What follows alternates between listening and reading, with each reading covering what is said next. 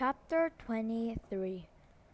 110 years ago, Green Lake was the largest lake in Texas. It was full of clear, cool water, and it sparkled like a giant emerald in the sun. It was especially beautiful in the spring, when the peach trees, which lined the shore, bloomed with pink and rose-colored blossoms. There was always a town picnic on the 4th of July. They played games, they danced, sang, and swam in the lake to keep cool. Prizes were awarded for the best peach pie and peach jam. A special prize was given every year to Miss Catherine Bellow for her fabulous spiced peaches. No one else even tried to make spiced peaches, because they knew none could be as delicious as hers. Every summer, Miss Catherine would pick bushels of peaches and preserve them in jars with cinnamon, cloves, nutmeg, and other spices which she kept a secret. The jarred peaches would last all winter. They probably would have lasted a lot longer than that, but they were always eaten by the end of winter. It was said that Green Lake was heaven on earth, and that Miss Catherine's spiced peaches were food for the angels. Catherine Bellow was the town's only school teacher. She taught in an old one-room schoolhouse. It was old even then. The roof leaked, the windows wouldn't open. The door hung crooks on its bent hinges. She was a wonderful teacher, full of knowledge and full of life. The children loved her. She taught classes in the evening for adults, and many of the adults loved her as well. She was very pretty. Her classes were often full of young men who were a lot more interested in the teacher than they were getting an education. But all they ever got was an education. One such young man was Trout Walker. His real name was Charles Walker, but everyone called him Trout because his 2 feet smelled like a couple of dead fish. This wasn't entirely Trout's fault. He had an incurable foot fungus. In fact, it was the same foot fungus that 110 years later would afflict the famous ball player Clyde Livingston. But at least Clyde Livingston showered every day. "I take a bath every Sunday morning," Trout would brag, "whether I need to or not." Most everyone in the town of Green Lake expected Miss Catherine to marry Trout Walker. He was the son of the richest man in the country. His family owned the most of the peach trees and all the land on the east side of the lake. Trout even showed up at night school, but never paid attention. He talked in class and was the spectacle of the students around him. He was loud and stupid. A lot of men in town were not educated. That didn't bother Miss Catherine. She knew they'd spent most of their lives working on farms and ranches and hadn't had much lives working on farms and ranches and hadn't had much schooling. That was why she was here to teach them. But Trout didn't want to learn. He seemed to be proud of his stupidity. "How'd you like to take a ride on my new boat this Saturday?" he asked her one evening after class. "No, thank you," said Miss Catherine. "We've got a brand new boat," he said. "You don't even have to row it." "Yes, I know," said Miss Catherine. Everyone in town had seen and heard the Walker's new boat. It made a horrible loud noise and spewed ugly black smoke over the beautiful lake. Trout had always gotten everything he ever wanted. He found it hard to believe that Miss Catherine had turned him down. He pointed his finger at her, and said, "No one ever says no to Charles Walker."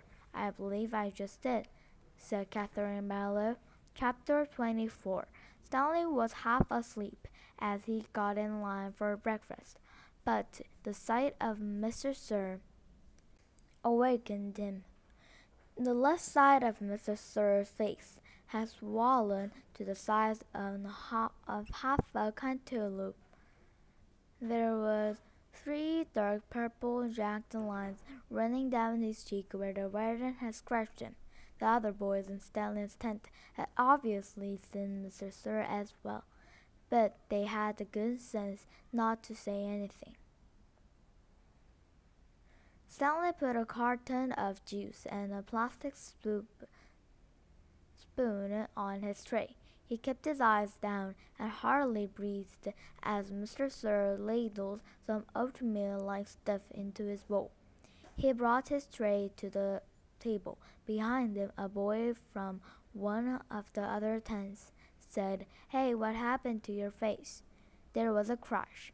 Stanley turned to see Mr. Sir holding the boy's head against the oatmeal pot. "Is something wrong with my face?" The boy tried to speak but couldn't. Mr. Sir had it by the throat. "Does anyone see anything wrong with my face?" asked Mr. Sir as he continued to choke the boy. Nobody said anything. Mr. Sir let the boy go.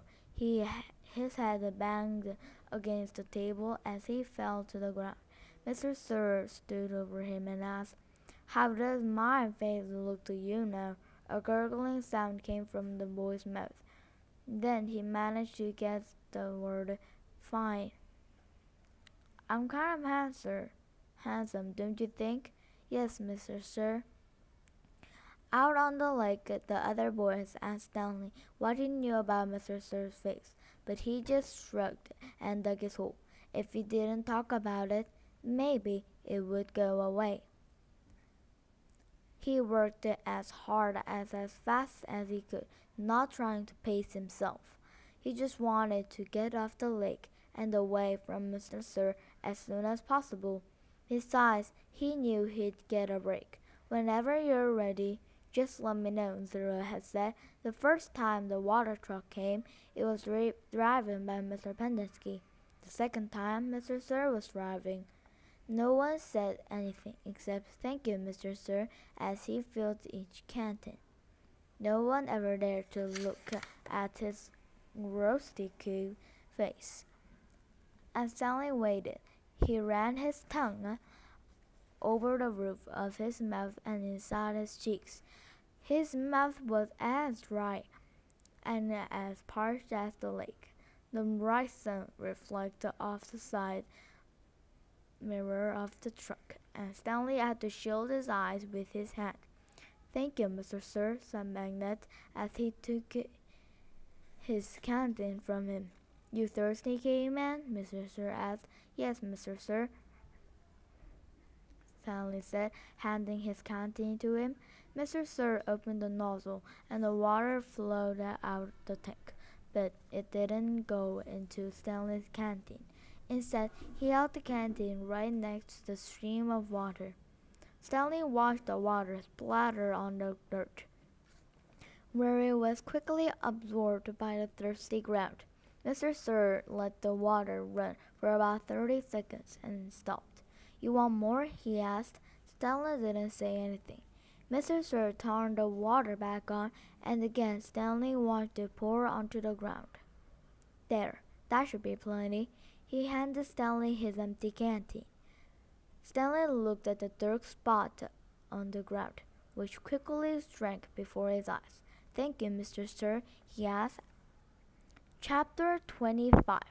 There was a doctor in the town of Green Lake 110 years ago. His name was Dr. Hathaway. And whenever people got sick, they would go see Dr. Hathaway, but they would also see Sam, the onion man. "Onions, sweet fresh onions," Sam would call as he and his donkey Mary Lou walked up and down the dirt road of Green Lake. Mary Lou pulled a cart full of onions. Sam's onion field was somewhere on the other side of the lake. Once or twice a week, he would row across the lake and pick a new batch to fill the cart. Sam had big, strong arms, but it would still take all day for him to row across the lake, and another day for him to return. Most of the time he would leave Mary Lou in a shed, which the walkers let him use at no charge.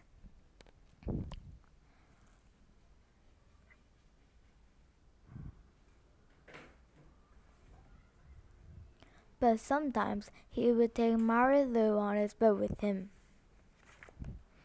Sam claimed that Mary Lou was almost 50 years old, which was, and still is, extraordinary old for a donkey. She is nothing but raw onions, Sam would say, holding up a white onion between his dark fingers.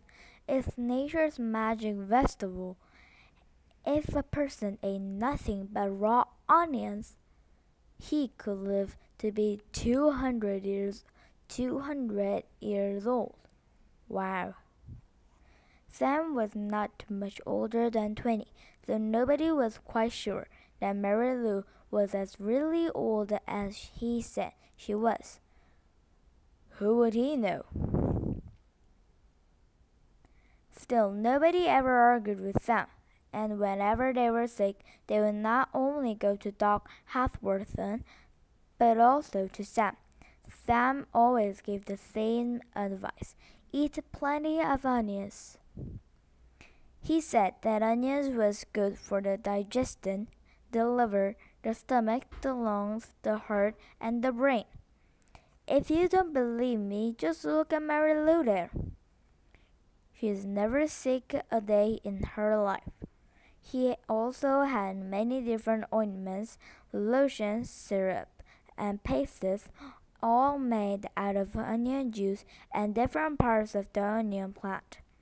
This one cured asthma. That was for warts and pimples. Another was a remedy for arthritis. He even had a special ointment which he claimed would cure baldness. Just rub it on your husband's hand every night when he's sleeping, Mrs. Collingwood, and soon his hair will be as thick and as long as Mary Lou's tail. Dr. Hathworthen did not resent Sam. The folks on Green Lake were afraid to take chances. They would get regular medicine from Doc Hathorn and onion concoctions from Sam. After they got over their illness, no one could be sure, not even Doc Hawthorne, which of the two treatments had done the trick. Doc Hathorn was completely bald, and in the morning his head often smelled like onions. Whenever Catherine Barlow brought onions, she always brought an extra or two and let Mary Lou eat them out of her hand. Is something wrong? Sam asked her one day as she was feeding Mary Lou. You seem distracted. Oh, just the weather, said Miss Catherine. It looks like rain clouds are moving in.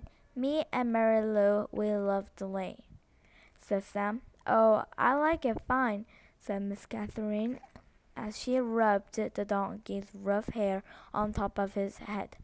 It's just that the roof leaks in the schoolhouse. I can fix that, said Sam. What are you going to do? Catherine joked. Fill the holes with onion paste. Sam laughed. I'm good with my hands, he told her. I built my own boat. If it leaked, I'd be in big trouble.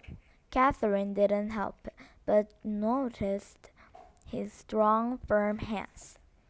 They made a deal. He agreed to fix the leaky roof in exchange for 6 jars of spiced peaches.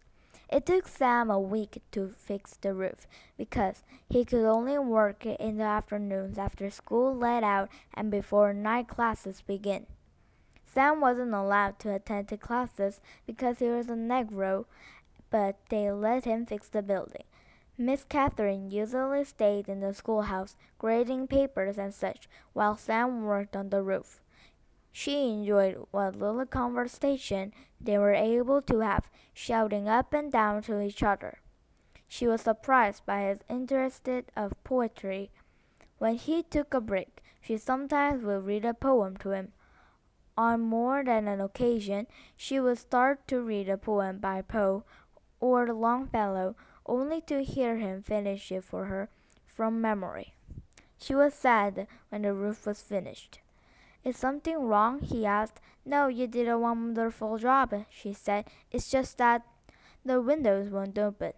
The children and I would enjoy a breeze now and then. I can fix that, said Sam. She gave him 2 more jars of peaches, and Sam fixed the windows. It was easier to talk with him when he was working on the windows. He told her about his secret onion field of the other side of the lake, where the onions grow all year round and the water runs uphill.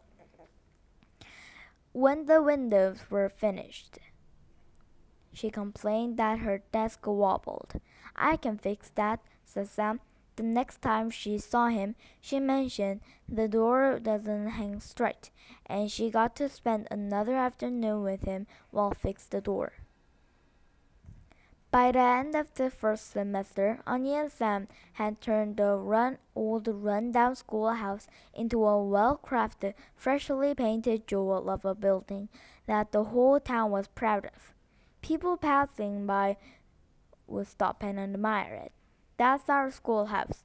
It shows how much we value education here in Green Lake. The only person who wasn't happy with it was Miss Catherine. She'd run out things needing to be fixed. She sat at her desk one afternoon, listening to the pitter-patter of the rain on the roof. No water leaked into the classroom except for the few drops that came from her eyes. Onions! Hot sweet onions! Sam called out on the street. She ran to him. She wanted to throw her arms around him, but couldn't bring herself to it. Instead, she hugged Mary Lou's neck. Is something wrong? He asked her. Oh, Sam, she said, my heart is breaking. I can fix that, said Sam. She turned to him. He took hold of both of her hands and kissed her. Because of the rain, there was nobody else out on the street. Even if there was, Catherine and Sam wouldn't have noticed. They were lost in their own world. At that moment, however, Hattie Parker stepped out of the general store. They didn't see her, but she saw them. She pointed her quivering finger in their direction and whispered, God will punish you. And that is the end of chapter 23, 24, and 25. See you next time with 26.